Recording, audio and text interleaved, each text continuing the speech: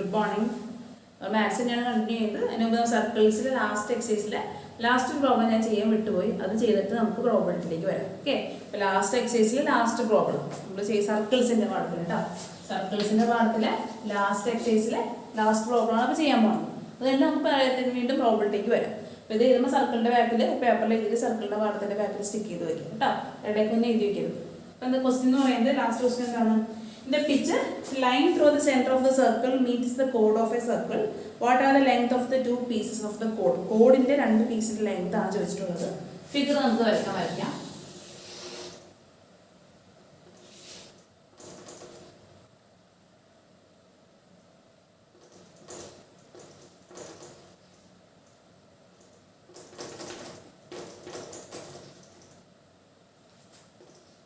ഇതാണ് നമുക്ക് തന്നിട്ടുള്ളത്. ഓക്കെ, ഇത് റേഡിയസ് ആണ്. റേഡിയസ് 7 സെന്റിമീറ്റർ തന്നിട്ടുണ്ട്.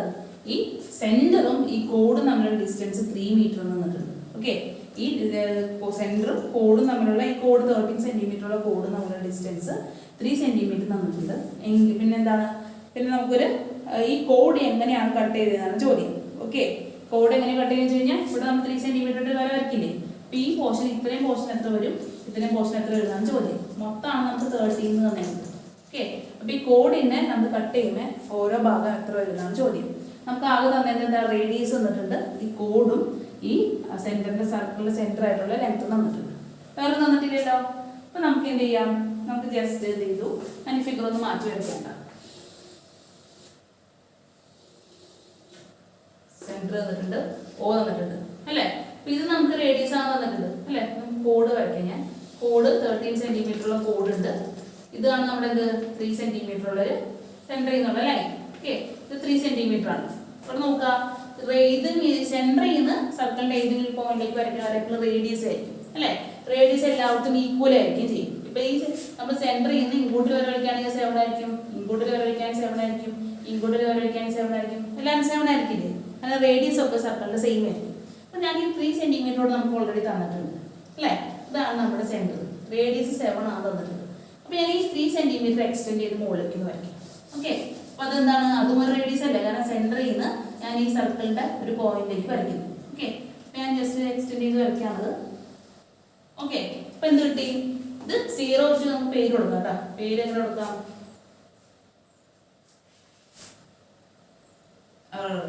അപ്പോൾ ഞാൻ ജസ്റ്റ് ഈ 0യിൽ നിന്ന് ഇവിടേക്ക് എക്സ്റ്റെൻഡ് ചെയ്തു, അതേപോലെ തന്നെ ഇവിടേക്കും എക്സ്റ്റെൻഡ് ചെയ്തു. ഓക്കെ, അപ്പോൾ നമുക്ക് എന്ത് കിട്ടി, ഒരു ഡയമീറ്റർ കിട്ടി അല്ലേ. 0 to ഈ പോർഷൻ റേഡിയസും 0 to ഈ പോർഷൻ റേഡിയസും മൊത്തം ഒരു ഡയമീറ്റർ ആണ്. നമുക്ക് എന്തറിയാം, ഈ 0 to നെക്സ്റ്റ് എ ബി എന്ന് വരും, ഇതിന് എ ബി, ഇതിന് സി ഡി എന്ന് വരുള്ളൂ. ഓക്കെ, അപ്പോൾ 0 to ബി എന്താണ്, 0 ബി എന്ന് പറയുന്നത് റേഡിയസ് ആണ്. അപ്പോൾ എന്ത് വരും, ഇത് 7 സെന്റിമീറ്റർ തന്നെ വരാം അല്ലേ. 0 തുടങ്ങി ബി വരെ 7 സെന്റിമീറ്റർ വരും, കാരണം റേഡിയസ് ഓഫ് ദ സർക്കിൾ ആണ്. നോക്കിയേ, ഞാൻ 0 to എ വരെ എന്ത് വരും, 0 to എ വരെ എത്രയാണ് വേണ്ടത്, 7 സെന്റിമീറ്റർ ആണ് വേണ്ടത് അല്ലേ. 0 തുടങ്ങി എ വരെ 7 സെന്റിമീറ്റർ ആണ് വേണ്ടത്. പക്ഷെ ഇത്രയും ഭാഗം എത്രയാണെന്ന് നമുക്കറിയാം, ഇത്രയും പോർഷൻ 3 സെന്റിമീറ്റർ ആണെന്ന് അറിയാം. അപ്പോൾ ബാക്കി ഇത്രയും പോർഷൻ എന്ത് വരും, 7ൽ നിന്ന് ഈ 3 കുറച്ചാൽ പോരെ. 7 - 3 എത്ര വരും, വരയ്ക്കണ നോക്കണ്ട, വരയ്ക്കണേൽ ഇത് വലുതും ചെറുതാണ്, അതേ വരച്ചുള്ള വ്യത്യാസമാണ്. അപ്പോൾ ഇതെന്ത് വരും, ഇത് 4 സെന്റിമീറ്റർ ആയിരിക്കും. കാരണം എന്താ, 4 + 3 ആണ്, മൊത്തം നമുക്ക് 7 കിട്ടി അല്ലേ. കാരണം ഇത് OA 7 ആണെന്ന് അറിയാനുള്ള കാരണം എന്താണ്, OA റേഡിയസ് ആണ്, റേഡിയസ് എപ്പോഴും 7 ആണ്. അതിൻ്റെ ഒരു ഭാഗം നമുക്ക് 3 ആണ് തന്നിട്ടുണ്ട്. മറ്റേ ഭാഗം എങ്ങനെ കണ്ടുപിടിക്കാം, ഈ 7ൽ നിന്ന് ഈ 3 കുറച്ച് കഴിഞ്ഞാൽ നമുക്ക് 4 കിട്ടിയില്ലേ. അപ്പോൾ നമുക്ക് ഇത് എന്ത് കിട്ടി, ഇത് നമുക്ക് 4 ആണെന്ന് കിട്ടി. ഓക്കെ, അപ്പോൾ ഇത്രയും ഭാഗം കണ്ടുപിട്ടി. ഇനി നമുക്ക് എന്താണ്, ഇത് എവിടെ വെച്ചിട്ടാണ് ഡിവൈഡ് ചെയ്യുമ്പോൾ എന്തോരം വരുന്നതാണ് കണ്ടുപിടിക്കാനുള്ളത് അല്ലേ. ഈ ഒരു പോർഷൻ എത്ര, ഈ ഒരു പോർഷൻ എത്രയാണ് കണ്ടുപിടിക്കാനുള്ളത്. അപ്പോൾ നമുക്ക് എന്ത് ചെയ്യാം, നമുക്ക് അതിനൊരു പേര് കൊടുക്കാൻ വേണ്ടി പി എന്ന് ഞാൻ ഒരു പേര് കൊടുത്തു, ഇന്റർസെക്ട് ചെയ്യുന്ന പോയിന്റ് അല്ലേ. അപ്പോൾ പി എന്ന് പേര് കൊടുത്തു. ജസ്റ്റ് കാര്യങ്ങളൊക്കെ ഒന്ന് എഴുതാം. OB = 7 സെന്റിമീറ്റർ ആണ്, കാരണം റേഡിയസ് ഓഫ് ദ സർക്കിൾ ആണ് അല്ലേ. OA = 7 സെന്റിമീറ്റർ ആണ്, കാരണം റേഡിയസ് ഓഫ് ദ സർക്കിൾ ആണ്. അപ്പോൾ നമുക്ക് പി എങ്ങനെ കിട്ടിയത്, PA = OA - OP അല്ലേ. OA മൊത്തം ലെങ്തിൽ നിന്ന് നമ്മൾ ഈ OP കുറച്ച് കഴിഞ്ഞാൽ നമുക്ക് AP കിട്ടില്ലേ. PA AP കിട്ടും. OA മൈനസ് എന്താണ്, OA - OP. 7 - 3 = 4 സെന്റിമീറ്റർ എന്ന് കിട്ടി. അപ്പോൾ നമുക്ക് ആവശ്യമായ ലെങ്ത്തുകളൊക്കെ കിട്ടിയിട്ടുണ്ട്. നമ്മൾ അപ്ലൈ ചെയ്യുന്നത് എന്താണെന്ന് വെച്ചാൽ നമ്മളൊരു ഫോർമുല ഈ സർക്കിളിന്റെ ചാപ്റ്റർ പഠിച്ച ഫസ്റ്റ് ഒരു കാര്യം പഠിച്ചു. എന്താണ്? രണ്ട് കോഡുകൾ രണ്ടും ഇന്റർസെക്റ്റ് ചെയ്യാന്നുണ്ടെങ്കിൽ അവർ തമ്മിൽ ഡിവൈഡ് ചെയ്യുന്ന റേഷ്യോ സെയിം ഇല്ലാതെ പഠിച്ചു. നമ്മൾ സർക്കിൾ എന്ന പാഠത്തിൽ ഫസ്റ്റ് പഠിച്ച പ്രിൻസിപ്പിൾ അതാണ്. രണ്ട് കോഡ്സ് ഇന്റർസെക്റ്റ് ചെയ്യാന്നുണ്ടെങ്കിൽ അവർ ഡിവൈഡ് ചെയ്യുന്ന റേഷ്യോ സെയിം ആണെന്ന് പഠിച്ചു അല്ലേ? അപ്പോൾ ആ റേഷ്യോ വെച്ചിട്ടാണ് ഞാനിവിടെ ഈ പ്രോബ്ലം നമ്മൾ കംപ്ലീറ്റ് ചെയ്യാൻ പോകുന്നത്. ഓക്കെ, രണ്ട് കോഡ്സ് എന്താണ്? രണ്ട് കോഡുകളാണ് അല്ലേ? സെൻട്രിൽ കൂടെ പാസ് ചെയ്യുന്ന കോഡ് ഡയമീറ്റർ എന്നൊരു കോഡാണ്. രണ്ട് കോഡുകൾ ഇന്റർസെക്റ്റ് ചെയ്യാന്നുണ്ടെങ്കിൽ അവർ തമ്മിൽ ഡിവൈഡ് ചെയ്യുന്ന റേഷ്യോ സെയിം ആയിരിക്കും. അപ്പൊ നമുക്ക് ആ റേഷ്യോ എങ്ങനെ എഴുതാം? P A into P B is equal to അല്ലേ? P A into P B is equal to P C into P D. അവർ തമ്മിൽ ഡിവൈഡ് ചെയ്യുന്ന റേഷ്യോ സെയിം റേഷ്യോയിലായിരിക്കും വരാം. P A into P B is equal to P A into P B is equal to P C into P D. First നമ്മൾ പഠിച്ച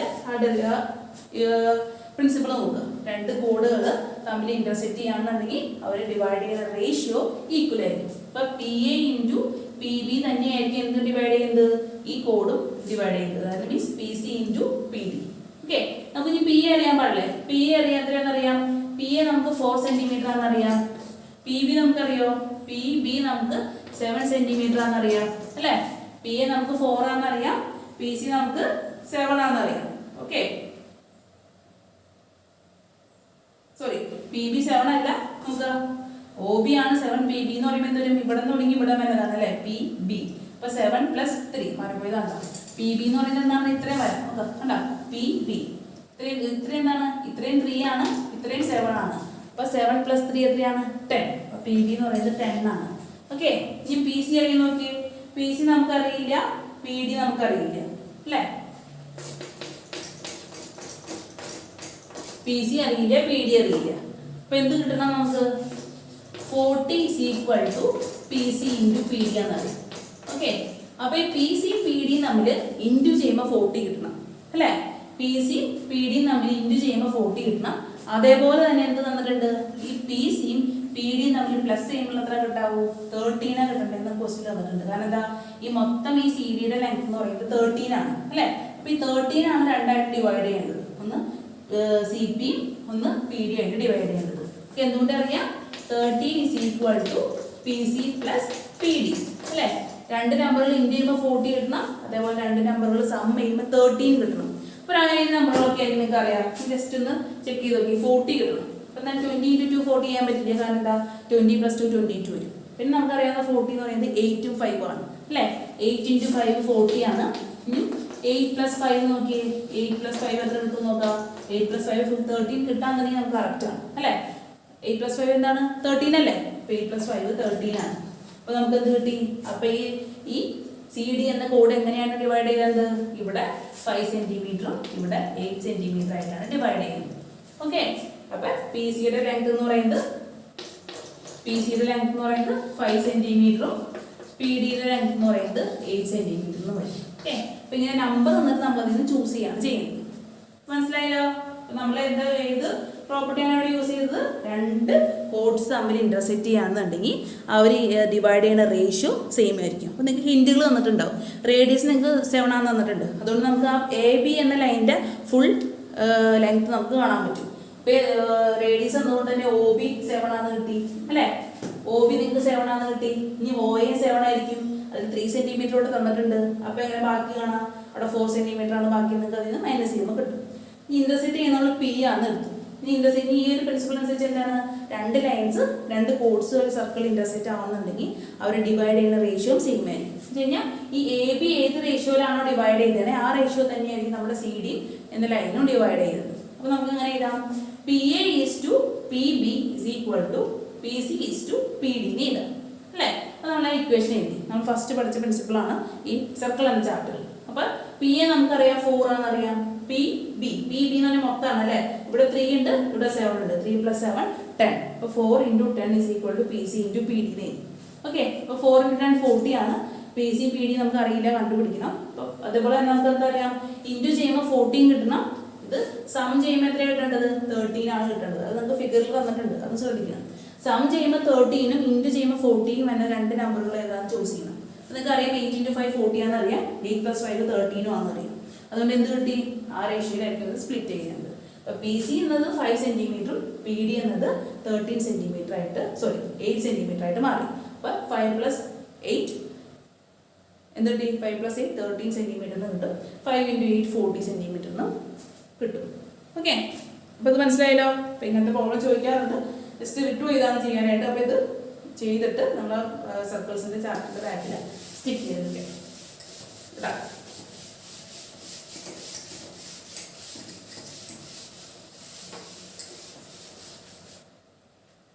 നമ്മൾ എന്താണ് moving back to നമ്മുടെ 3rd ചാപ്റ്റർ ആണ്.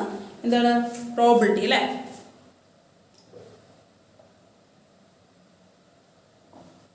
അപ്പം നമ്മൾ ചെയ്തിട്ട് എക്സസൈസിൽ ഒരു പ്രോബ്ലമാണ് ചെയ്യാനുണ്ട്. ഒരു ഹെക്സഗണിൻ്റെ ഉള്ളിൽ ഒരു ട്രയാങ്കിൾ വെച്ചത്. ഓക്കെ,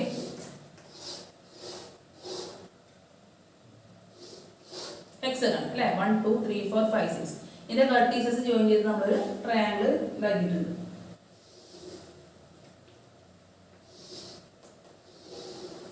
ഓക്കെ, ഇത് കുറച്ച് എന്താണ് അസംഷനാണ്.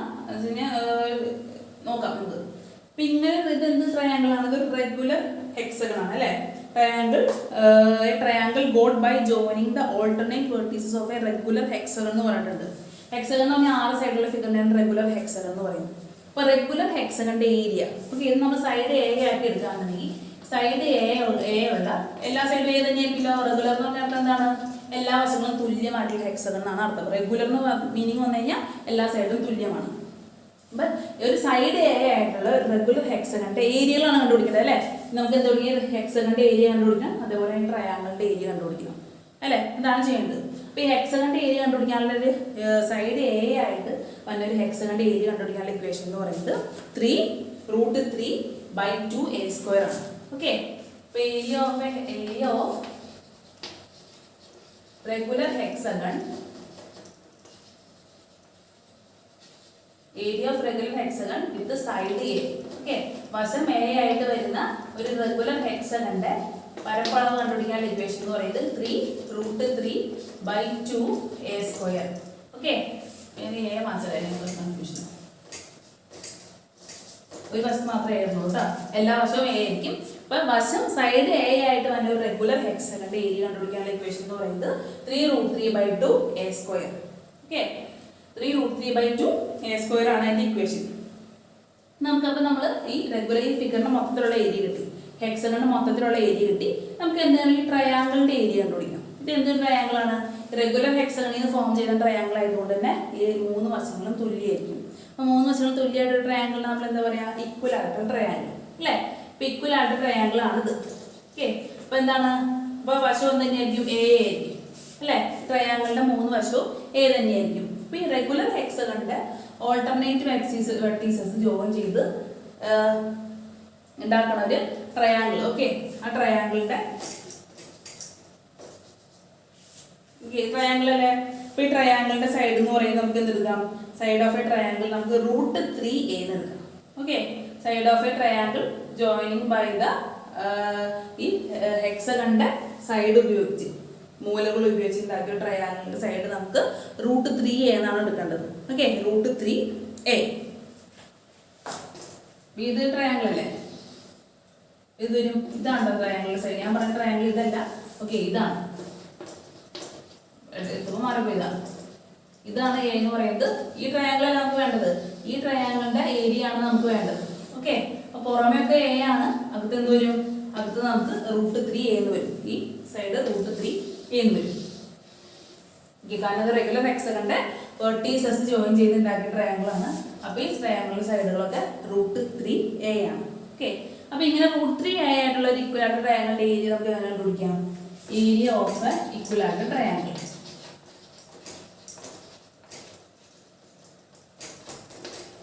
ഇക്വേഷൻ എന്താണ്? ഈക്വൽ ട്രയാങ്കിളിന്റെ ഏരിയ കണ്ടുപിടിക്കാൻ ഇക്വേഷൻ എന്ന് പറയുന്നത് √3/4a² അല്ലേ. √3/4a² എന്ന് പറയുന്നത് എന്താണ്? ട്രയാങ്കിളിന്റെ സൈഡ് അല്ലേ. അപ്പൊ നമുക്കിവിടെ ഇവിടെ എ എന്ന് പറയുന്നത് ട്രയാങ്കിളിന്റെ സൈഡാണ്. ഇവിടെ എ എന്താണ്? എ എന്ന് പറയുന്നത് √3a ആണ് അല്ലേ. 3/4a² എന്ന് പറഞ്ഞാൽ എ എന്താണ്? എ എന്ന് പറയുന്നത് ട്രയാങ്കിളിന്റെ സൈഡിന്റെ നീളത്തിനാണ് നമ്മൾ എ എന്ന് പറയുന്നത്. ഓക്കെ, ഇവിടെ എ എന്താണ്? ഇവിടെ എ എന്ന് പറയുന്നത് ഈ ട്രയാങ്കിളിന്റെ സൈഡ് എത്രയാണ്? എല്ലാവരും √3a ആണ്. അതുകൊണ്ട് എക്ക് പകരം നമ്മൾ എന്തിട്ട് കൊടുക്കണം? √3a ഇട്ട് കൊടുക്കണം. ഓക്കെ, അപ്പൊ എന്ത് വരും? a = ഇവിടെ √3a ആണ്. ഇക്വേഷനിലേക്ക് ഇട്ട് കൊടുക്കാം. √3/4 a². a² എന്ന് പറഞ്ഞു കഴിഞ്ഞാൽ √3a². ഓക്കെ, അപ്പൊ എന്ത് വരും? √3/4 √3a². √3² എന്ന് പറയുമ്പോൾ എന്താ? √3 × √3 റൂട്ട് പോവും, 3 വരും. √3a² എന്നല്ല പറഞ്ഞേ. അപ്പൊ √a² എന്ന് പറഞ്ഞാൽ എന്തായി മാറും? a ആയിട്ട് മാറും. ഓക്കെ, √3 സോറി ഈ റൂട്ടിനുള്ളിലുണ്ടോ? √3a². അപ്പൊ √3² എന്ന് പറയുമ്പോൾ √3 × √3 3.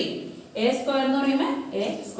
ഈ √3ക്ക് മാത്രമുള്ള √3a ആണ്, ഫുൾ അല്ല, √3a. ഇപ്പൊ √3ക്ക് മാത്രമേ ഉള്ളൂ. അപ്പൊ √3² എന്ന് പറയുമ്പോൾ 3 ആയിട്ട് മാറി, a² എന്ന് പറയുമ്പോൾ a² ആയിട്ട് മാറി. ജസ്റ്റ് നമുക്ക് ഭംഗിക്ക് ചെയ്താൽ അങ്ങനെ 3√3 a²/4 എന്ന് എഴുതാം. ജസ്റ്റ് ഒന്ന് നമ്മളൊന്ന് ഷഫിൾ ചെയ്ത് കഴിഞ്ഞ് മാത്രം. √3 നമ്മൾ മുമ്പിലേക്ക് എടുത്തു, √3 ഇടയ്ക്ക് എടുത്തു. ഓക്കെ, ഇങ്ങനെ ചെയ്താലും പ്രശ്നമില്ല. 3√3 a²/4 എന്ന് എഴുതി. അപ്പൊ നമുക്ക് 2 ഏരിയയും കിട്ടി അല്ലേ? ഈ ഫിഗറിന് മൊത്തത്തിലുള്ള ഏരിയ എന്താണ് കിട്ടിയത്? 3√3/2 a² എന്ന് കിട്ടി. ഈ ട്രയാങ്കിളിന്റെ ഏരിയ എന്താണെന്ന് കിട്ടി? 3√3/4 a² എന്ന് കിട്ടി. നമ്മൾ എങ്ങനെ കണ്ടുപിടിക്കുക പ്രോബബിലിറ്റി? ഈ ഒരു ട്രയാങ്കിളിന്റെ ഏരിയ ഡിവൈഡഡ് ബൈ ഈ മൊത്തത്തിലുള്ള ഹെക്സഗണിന്റെ ഏരിയ അല്ലേ? അപ്പൊ ഇത് ഡിവൈഡ് ബൈ ഇത്. അപ്പൊ നമുക്കൊന്ന് ചെയ്ത് നോക്കാം. അപ്പൊ എന്ത് വരും? മാറ്റാണ്ടേ ഞാൻ ചെയ്ത സ്ഥലം ഉണ്ടാവും.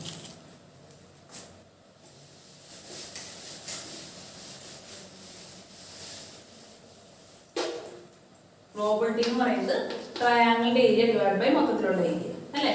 3√3a² divide by 4 divide by 3√3a²/2.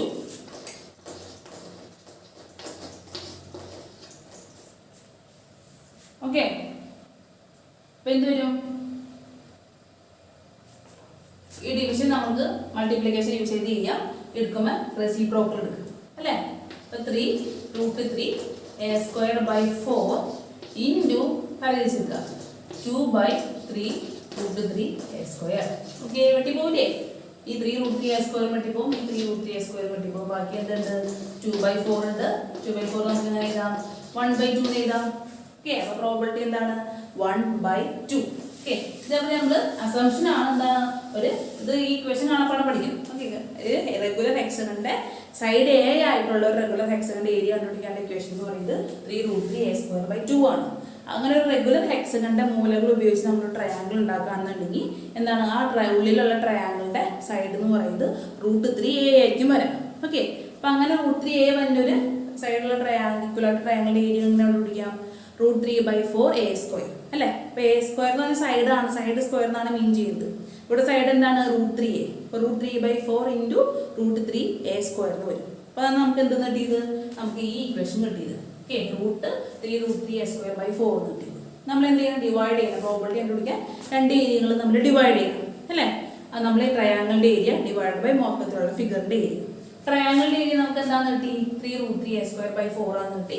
മൊത്തത്തിലുള്ള ഹെക്സഗണിന്റെ ഏരിയ എന്താണെന്ന് മനസ്സിലായി നമുക്ക്? 3√3a²/2 ആണെന്ന് മനസ്സിലായി.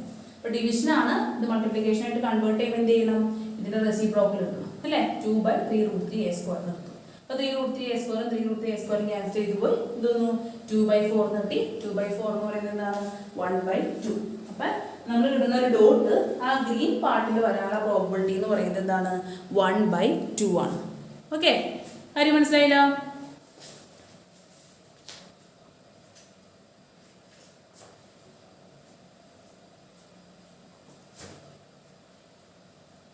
നമ്മൾ അടുത്ത സെക്ഷനിലേക്ക് പോകാം. ജസ്റ്റ് നമ്മളൊന്ന് തുടങ്ങി വെക്കാം. അടുത്ത സെക്ഷൻ പെയേഴ്സ് ആണ്. ഇപ്പൊ നമ്മൾ പ്രോബബിലിറ്റി ഇൻഡിവിജ്വൽ ആയിട്ടാണ് കണ്ടത് അല്ലേ? നമ്മൾ പെയർ ആയിട്ടുള്ള പ്രോബബിലിറ്റിയുടെ കാര്യത്തിലേക്ക് പോവാം. Okay, pairs. അപ്പൊ നമുക്ക് ജസ്റ്റ് ഫസ്റ്റ് ക്വസ്റ്റ്യൻ തന്നെ എടുക്കാം. എക്സസൈസിന് ഫസ്റ്റ് ക്വസ്റ്റ്യൻ ആൻസർ ചെയ്യാം. Okay, Rajini has 3 necklaces and 3 pair of earrings of green, blue and red stones. In what all different ways can she wear them? What is the probability of her wearing the necklace and earring of the same color and of different color? അപ്പോൾ പെയറാണ്. അവിടെ പല പല രീതികളുണ്ടാവും. Okay, അപ്പൊ നിങ്ങൾക്ക് തന്നെ assume ചെയ്യാം രജനി എന്നൊരു പെണ്ണാണ്. അവളുടെ കയ്യിൽ എന്തുണ്ട്? 3 കളറുള്ള നെക്ലേസ് ഉണ്ട്. ഏത് കളറൊക്കെയാ? ഗ്രീനും ബ്ലൂവും റെഡും. Okay, green, blue, red 3 necklace ആണ് രജനിയുടെ കയ്യിലുള്ളത്. Okay, necklace. ഓക്കെ, ഇയറിങ്ങും അതിന് മാച്ച് ചെയ്യുന്ന ഇയറിങ്ങും ഉണ്ട്. ഓക്കെ, 3 പെയർ ഓഫ് ഇയറിംഗ് ഉണ്ട്. ഒരു ഗ്രീൻ ജോഡി ഇയറിംഗ് ഉണ്ട്, ഒരു ബ്ലൂവിന്റെ ജോഡി ഇയറിംഗ് ഉണ്ട്, ഒരു റെഡിന്റെ ജോഡി ഇയറിംഗ് ഉണ്ട്. ഓക്കെ, ഇനി ഏതൊക്കെ രീതിയിൽ രജനിക്ക് ഇത് വെയർ ചെയ്യാന്നാണ് ചോദ്യം. ഓക്കെ, അപ്പൊ രജനി സെയിം ആയിട്ട് കമ്മലും മാലയും സെയിം വന്ന രീതിയിൽ എത്ര പ്രാവശ്യം വെയർ ചെയ്യാം? ഇനി കമ്മലും മാലയും ഡിഫറെന്റ് കളറായിട്ട് വന്ന രീതിയിൽ എത്രയാണ് പ്രോബിലിറ്റി, വെയർ ചെയ്യാനുള്ള പ്രോബിലിറ്റി എത്രയാണെന്നാണ് ചോദ്യം. ഓക്കെ, അപ്പൊ ഗ്രീൻ നെക്ലേസിന്റെ കൂടെ രജനി എന്ത് ഇടാം? ഗ്രീൻ കമ്മൽ ഇടാം അല്ലെ? ഇപ്പൊ ഇയറിംഗ് ചിലപ്പോൾ എന്തിടാം? ഗ്രീൻ തന്നെ ഇടാം. ഓക്കെ, ഗ്രീൻ നെക്ലേസിന്റെ കൂടെ ചിലപ്പോൾ രജനി എന്ത് ചെയ്യും? ഷോൾഡർ കളർ റെഡ് ആണെന്നുണ്ടെങ്കിൽ, ബ്ലൂ ആണെന്നുണ്ടെങ്കിൽ ചിലപ്പോൾ എന്ത് ചെയ്യും? നമ്മൾ ഈ ഗ്രീൻ നെക്ലേസ് ആണെന്നുണ്ടെങ്കിലും കമ്മല് റെഡ് ആയിട്ട് ഇടാം അല്ലെ? കമ്മല് ഇനി ബ്ലൂ ആയിട്ട് ഇടാം. കമ്മല് ബ്ലൂ ആയിട്ട് ഇടാം. ഗ്രീൻ നെക്ലേസിന്റെ കൂടെ റെഡ് കമ്മലിടാം അല്ലെ? അപ്പൊ ഗ്രീൻ നെക്ലേസിന്റെ കൂടെ ഒന്നുമല്ല ഗ്രീൻ കമ്മലിടാം, അല്ലെങ്കിൽ ചിലപ്പോൾ ബ്ലൂ കമ്മലിടും, അതിൽ ചിലപ്പോൾ റെഡ് കമ്മലിടും അല്ലെ? അപ്പൊ 3 ഗ്രീൻ നെക്ലേസിന്റെ കൂടെ നമുക്ക് ഈ 3 പെയറും യൂസ് ചെയ്യാം. ഇനി എന്താണ്? ഈ ബ്ലൂ നെക്ലേസ് എടുത്തു. ഇനി ബ്ലൂ നെക്ലേസ് ഇടുന്ന ദിവസം എന്താണ്? ചിലപ്പോൾ ഗ്രീൻ കമ്മലായിരിക്കും ഇടാം അല്ലെ? ചിലപ്പോൾ സെയിം മാച്ച് ആവാൻ വേണ്ടിയിട്ട് ബ്ലൂ കമ്മലിടാം, ചിലപ്പോൾ എന്താ ഒരു ഒന്ന് തിരിഞ്ഞേക്കാൻ വേണ്ടിയിട്ട് ചിലപ്പോൾ റെഡ് കമ്മലാണെങ്കിൽ ഇടാം അല്ലെ? അതിനുള്ള പോസിബിലിറ്റി ഇല്ലേ? 3 പെയർ ഓഫ് ഇയറിംഗ് ഉണ്ട്. അതുകൊണ്ട് ഏത് ഇയറിംഗ് ചൂസ് ചെയ്യണമെന്ന് രജനിയുടെ ഇഷ്ടമാണ്, നമ്മളെല്ലാം തീരുമാനിക്കുന്നത്. അപ്പൊ ഈ 3 രീതിയിൽ രജനിക്ക് വെയർ ചെയ്യാം അല്ലെ? ഈ കമ്മൽ. ഇനി റെഡ് നെക്ലേസ് ഇടുന്ന ദിവസം രജനിക്ക് ഇതേപോലെ എന്ത് ചെയ്യാം? ചിലപ്പോൾ രജനി ഗ്രീൻ കമ്മലിടും, ചിലപ്പോൾ രജനി എന്ത് കമ്മലിടും? ബ്ലൂ കമ്മലിടും, ചിലപ്പോൾ മാച്ച് ആവാൻ വേണ്ടിയിട്ട് ചിലപ്പോൾ രജനി റെഡ് കമ്മലിടും. ഓക്കെ, അപ്പൊ എത്ര രീതിയിൽ രജനിക്ക് ഇതിനെ വെയർ ചെയ്യാം? ജസ്റ്റ് ഒന്ന് കൗണ്ട് ചെയ്ത് നോക്കി. ഗ്രീൻ നെക്ലേസ് ഇടുന്ന ദിവസം ഒന്നുപോലെ ഗ്രീൻ ഇയറിംഗ് ഇടാം, അപ്പോൾ ഒരു രീതിയാണ് അല്ലെ? ഇനി ഗ്രീൻ നെക്ലേസ് ഇടുന്ന ദിവസം ബ്ലൂ കമ്മൽ വെയർ ചെയ്യാം, അത് രണ്ടാമത്തെ ഒരു വേ. ഇനി ഗ്രീൻ നെക്ലേസ് ഇടുന്ന ദിവസം റെഡ് കമ്മൽ വെയർ ചെയ്യാം, അത് ഒരു വഴി അല്ലെ? അപ്പൊ ഗ്രീൻ നെക്ലേസ് വെച്ചിട്ട് തന്നെ 3 ഡിഫറെന്റ് സ്റ്റൈൽ രജനിക്ക് ചൂസ് ചെയ്യാം. അതുപോലെ ബ്ലൂ നെക്ലേസ് വെച്ചിട്ടോ വേണമെങ്കിൽ ഗ്രീൻ ഇടാം, അപ്പോൾ 4ാമത്തെ വേ അല്ലെ? ഈ ബ്ലൂ നെക്ലേസ് വെച്ചിട്ട് ബ്ലൂ ഇടാം, അപ്പോൾ ഇത് 5ാമത്തെ രീതിയിൽ വെയർ ചെയ്യാം. ബ്ലൂ കമ്മൽ വെച്ചിട്ട് വേണമെങ്കിൽ ബ്ലൂ നെക്ലേസ് വെച്ചിട്ടുണ്ടെങ്കിൽ റെഡ് കമ്മൽ ഇടാം, അപ്പോൾ ഇത് 6ാമത്തെ വേ. ഡിഫറെന്റ് വേസ് എന്നാണ് പറയുന്നത് കേട്ടോ, ഡിഫറെന്റ് വേസ് എന്നാണ് അതിനെ പറയുന്നത് രീതി. ഇനി റെഡ് കമ്മൽ ഇടുന്ന ദിവസം ചിലപ്പോൾ വേണമെങ്കിൽ എന്തിടാം? ഗ്രീൻ ഇടാം, ചിലപ്പോൾ വേണമെങ്കിൽ ബ്ലൂ ഇടാം, ചിലപ്പോൾ വേണമെങ്കിൽ റെഡ് ഇടാം. അപ്പൊ എത്ര രീതിയിൽ രജനിക്ക് ഇതിനെ വെയർ ചെയ്യാം? എത്ര വേസിൽ വെയർ ചെയ്യാം? മൊത്തം 9 രീതിയിൽ ഇതിനെ വെയർ ചെയ്യാം അല്ലെ?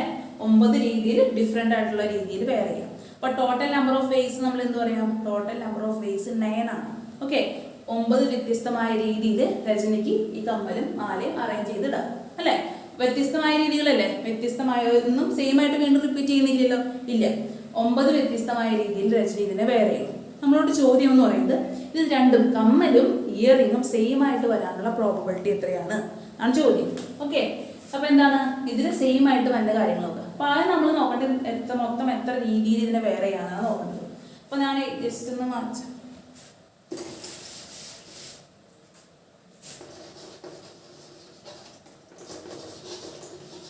Okay, total number of ways she can wear. അപ്പൊ ടോട്ടൽ നമ്പർ ഓഫ് എത്ര വ്യത്യസ്തമായ രീതിയിൽ എന്ത് ചെയ്യാം രജനിക്ക് ഈ കമ്മലും ഈ നെക്ലേസും വിയർ ചെയ്യാന്നാണ് ചോദ്യം. അപ്പൊ എന്ത് രീതി, എത്ര രീതിയിലാണ്? ടോട്ടൽ നമ്പർ ഓഫ് വേസ് എന്ന് പറയുന്നത് മൊത്തം എത്ര രീതിയാ? 9. അപ്പൊ 9 ടോട്ടൽ നമ്പർ ഓഫ് വേസ് 9 ആണ്. ഇനി എന്താണ്? പ്രോബിലിറ്റി ഓഫ് എന്താണ്? സെയിം. ഞാൻ ഷോർട്ട് ആയിട്ട് എഴുതുന്നത് probability of same necklace and earring. Okay, probability of she wearing same necklace and earring. നെക്ലേസും ഇയറിംഗും സെയിം കളർ തന്നെ രീതിയിൽ എത്ര രീതിയിൽ ഇടാൻ പറ്റുന്നതാണ് ചോദ്യം. അപ്പൊ നോക്കിയേ, ഗ്രീനും സെയിം ആയിട്ടൊരു പെയർ വന്നു അല്ലെ? ഇനി ബ്ലൂവും സെയിം ആയിട്ട് വേറൊരു പെയർ വന്നു അല്ലെ? ഇനി റെഡ് ഇടുന്ന റെഡ് കമ്മൽ, അപ്പൊ എന്താ സെയിം ആയിട്ട് തന്നെ വേറൊരു പെയർ വന്നു. അപ്പൊ എത്ര വേസിൽ മൊത്തം സെയിം ആയിട്ടുള്ളത് വെയർ ചെയ്യാം? 1, 2, 3 അല്ലെ? 3 രീതിയിലാണ് രണ്ടും സെയിം ആയിട്ട് വന്നത് വെയർ ചെയ്യാൻ പറ്റുള്ളൂ. അപ്പൊ അതിന്റെ പ്രോബിലിറ്റി എന്താണ്? പ്രോബിലിറ്റി = 3/9. മനസ്സിലായോ? മൊത്തം എത്ര വേസിൽ നിന്ന് സെയിം ആയിട്ട് വന്നത് എത്രയുണ്ടെന്ന് നോക്കാം. ഗ്രീൻ നെക്ലേസ് ഇടുമ്പോൾ ഗ്രീൻ കമ്മൽ, അതല്ലേ സെയിം ആയിട്ട് വരാം. ബ്ലൂ നെക്ലേസ് ഇടുമ്പോൾ ബ്ലൂ കമ്മൽ, അതാണ് ഒരു സെയിം പെയർ എന്ന് പറയുന്നത്. റെഡ് ഇടുമ്പോൾ റെഡ്. അപ്പോൾ എത്ര പ്രാവശ്യം സെയിം ആയിട്ട് വരുന്നത്?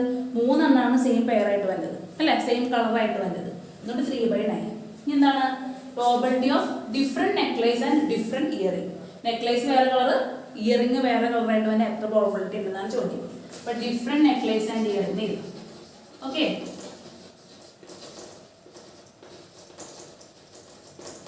നെക്ലേസും ഇയറിംഗും ഡിഫറെൻ്റ് ആയിട്ട് വരുന്ന പ്രോബിലിറ്റി എത്രയാണ്?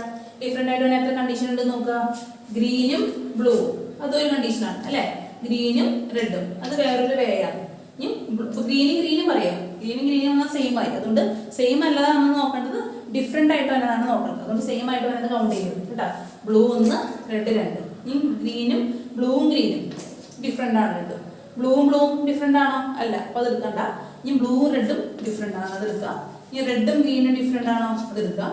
റെഡും ബ്ലൂവും അത് എടുക്കാം. റെഡ് വന്നു, എന്നിട്ട് നമുക്ക് അതിന് എടുക്കേണ്ട ആവശ്യമില്ല. സെയിം ആയിട്ടുള്ളതാണ് ചോദ്യം, ഡിഫറെൻ്റ് ആയിട്ടുള്ളതാണ് ചോദ്യം. അപ്പോൾ ഡിഫറെൻ്റ് ആയിട്ടുള്ളത് മാത്രം എടുക്കുക. ജസ്റ്റ് ഒന്ന് കൗണ്ട് ചെയ്ത് എത്ര രീതിയിൽ ഇടാൻ പറ്റുന്നു? 1, 2, 3, 4, 5, 6, അല്ലേ? അല്ലെങ്കിൽ മൊത്തം 9 വേ ഉണ്ടായി. അതിൽ 3 രീതിയിൽ അവർക്ക് സെയിം ആയിട്ട് വെയർ ചെയ്യാൻ പറ്റി. അപ്പം 9-ന് 3 - 6, അങ്ങനെ നിങ്ങൾക്ക് ചെയ്യാം. ജസ്റ്റ് കൗണ്ട് ചെയ്ത് നോക്കുക, അങ്ങനെയും ചെയ്യാം. ഓക്കെ, അപ്പോൾ എത്ര രീതിയിൽ ഡിഫറെൻ്റ് ആയിട്ട് വെയർ ചെയ്യാം? 6 രീതിയിൽ ഡിഫറെൻ്റ് ആയിട്ട് വെയർ ചെയ്യാം. അപ്പോൾ പ്രോബിലിറ്റി എന്ന് പറയുന്നത് എന്താണ്? 6/9 ആണ്. കട്ട് ഷോർട്ട് ചെയ്യാൻ പറ്റും, നമുക്ക് ഷോർട്ട് ചെയ്യാൻ മറന്നു. 1/3 എഴുതാം. ഓക്കെ, 3 × 1 3, 3 × 3 9. ഇത് എന്ത് ചെയ്യാം? നമുക്ക് 2/3 എഴുതാം. Okay, probability of same wearing എന്നാണ് 1/3 2/3. പെയറായിട്ട് ജസ്റ്റ് വ്യത്യാസം ഒരു എളുപ്പം തന്നെയാണ്. പ്രോബിലിറ്റി പോലെ ജസ്റ്റ് പെയർ ആക്കണം, പെയേഴ്സിനെ നമ്മൾ നോക്കും. അത്രയൊരു വ്യത്യാസം മാത്രമേ ഉള്ളൂ. ഓക്കെ, അപ്പോൾ ഈ ഫസ്റ്റ് പ്രോബ്ലം നമ്മൾ ചെയ്യുന്നുള്ളൂ. അടുത്ത പ്രോബ്ലം നമുക്ക് അടുത്ത ക്ലാസ്സിൽ ചെയ്യാം. Okay, thank you. അപ്പോൾ ഫീസ് കുറേ പേര് മുന്നുണ്ട്. അപ്പോൾ ഈ ഫീസ് അടയ്ക്കാത്തവർ അടയ്ക്കണ്ട. നമുക്ക് നാളത്തെ ക്ലാസ്സിൽ 10 മിനിറ്റ് ചെയ്യാം. Thank you.